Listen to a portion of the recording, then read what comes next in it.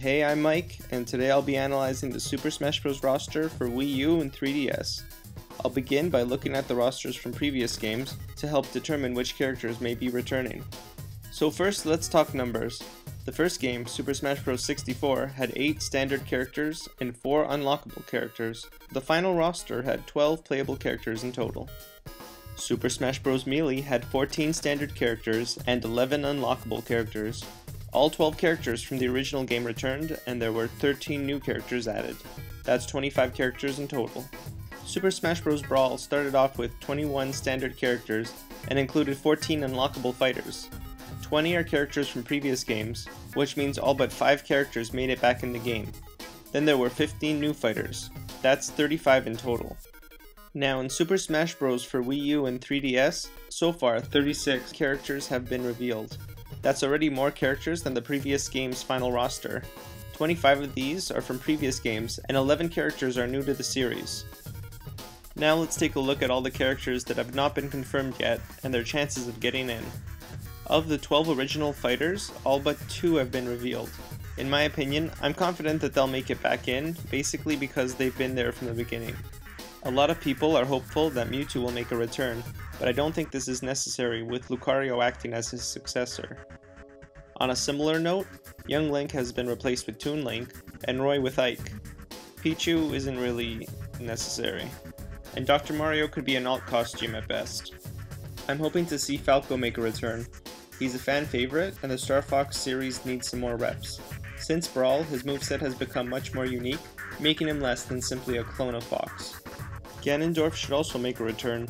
There has been a real lack of villains so far in the roster, and he holds a piece of the Triforce. That's kind of a big deal. Also, like Falco, he's been altered to make him less of a clone than his first appearance, and I feel like this could be tweaked even further. The Ice Climbers have a unique moveset and playstyle. Now, they aren't my favorite fighters, but I hope to see them make a return to the roster. Mr. Game & Watch is another unique character. I'm hoping he makes a return as well, but I'm a little worried. Captain Falcon made an appearance in the Lucina and Robin trailer, and he ended up being added as a character shortly after.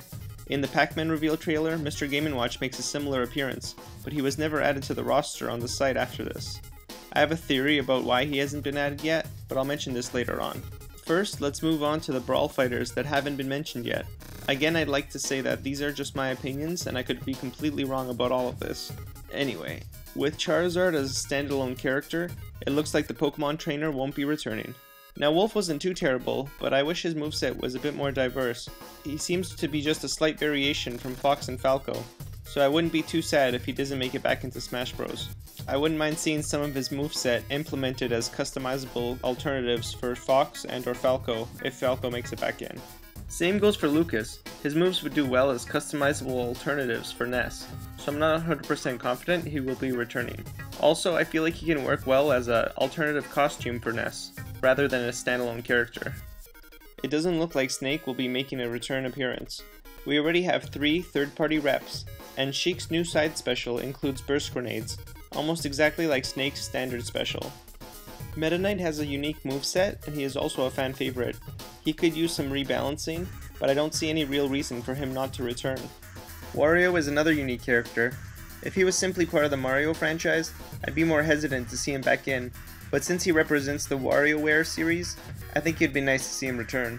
Rob is another character with a unique moveset, but unfortunately doesn't have much of a following, so I don't think too many people would be upset if he doesn't make a return appearance. A lot of people view him as a gimmicky character, but the same could be said for Mr. Game & Watch, and we've seen him make an appearance already. So we'll just have to wait and see with this one. Which reminds me, if we go back and see which characters were unlockable in previous games, this may explain why we haven't seen them make appearances on the Smash Bros. Website. In all 3 previous games, Jigglypuff has been an unlockable character, usually the first and easiest character to unlock. Falco, Ganondorf, and Mr. Game & Watch have also been unlockable in every game they've appeared in. Ness was unlockable on 64, as well as in Brawl, even though Lucas was available from the start. This may mean nothing, or it could mean that these characters are back in, but won't be revealed before launch. Lastly, I'd like to take a look at the franchises with multiple reps. So far, the game series with the most confirmed reps is Super Mario with 5 playable characters. Tied for second with 4 reps each are The Legend of Zelda, Pokemon, and Fire Emblem. I still believe that Ganondorf will be playable, and so will Jigglypuff, so that would bring their totals to 5 as well. Kirby currently has 2 reps, but I believe it will get a third with Meta Knight returning. Star Fox stands at 1, but I'm hoping we'll get at least one more playable character, preferably Falco.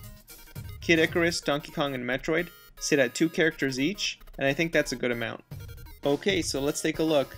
With my predictions for returning fighters included, the roster would be 45, that's 10 more than in Brawl. Sakurai mentioned that there might be even more newcomers, so I think we'll get at least 2 more additions to the roster.